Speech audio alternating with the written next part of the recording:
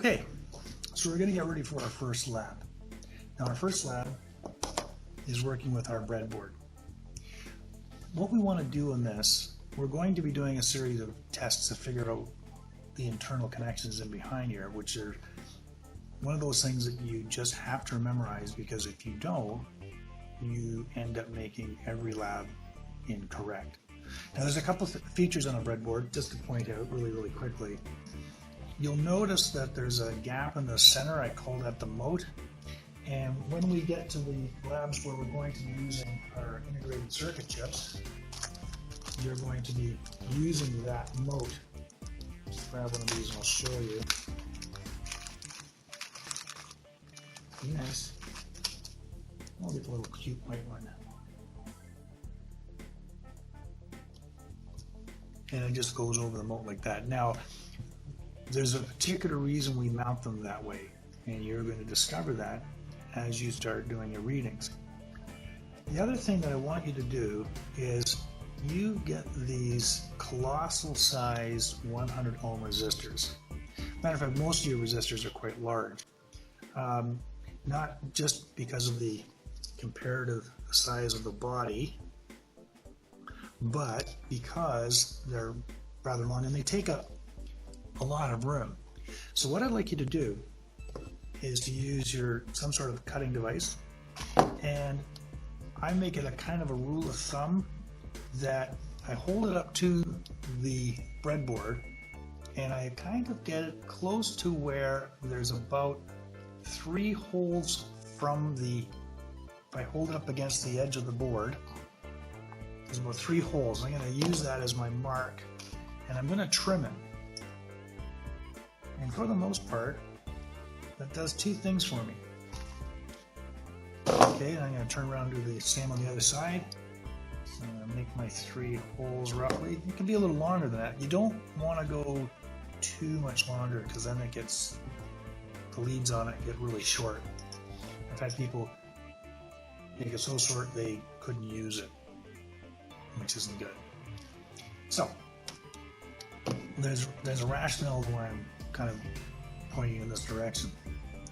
When I take my resistor and I bend over the 2 leads nice and straight, and I put it on my breadboard, it happens to fit really snugly. Let me just grab another one of these behemoths and I'll show you the difference.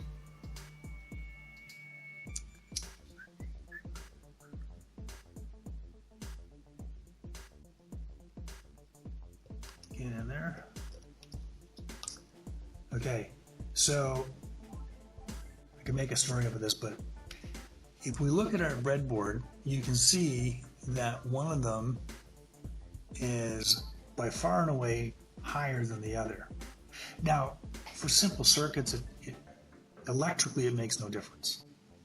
But if you're trying to actually follow the circuit, this taller one that's sitting way up tall like that, trust me, it will confuse you and, well, figuratively speaking. You'll have a hard time tracing and figuring out where you've gone wrong. And there is a huge difference on the breadboard, as you've discovered by the first lab actually ringing it through. There's a huge difference that one little spot will make. And if you're trying to follow these loops, especially if you're just kind of haphazardly throwing them in like that, you're going to be frustrated. One of the things about this course and doing these labs, it can be frustrating. So I'm trying to mitigate that. The way that I've done it and trimmed it, you'll notice it's nice and tight and almost flush with the deck. It makes it super easy to follow. If I put it on an angle on a 45, because I want to bridge over the gap, I can see it. It's easy.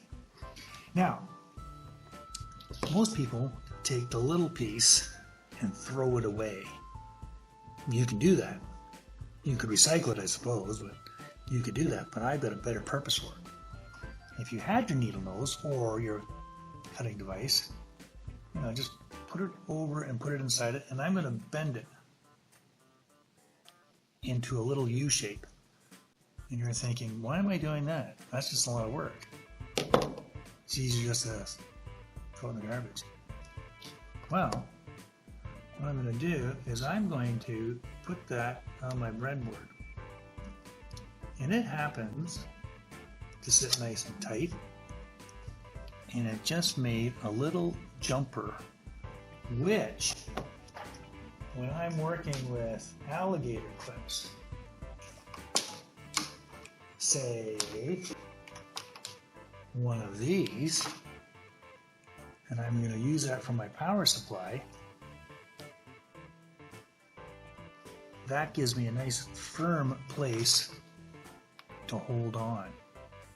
So I haven't got a little funny piece of wire hanging out there. I can just put that little jumper in. If I make it a little taller, so I'm going to take the other piece I cut off and I'm going to make this one a little taller and smaller. Well, it'll be taller off the board, but smaller in the profile.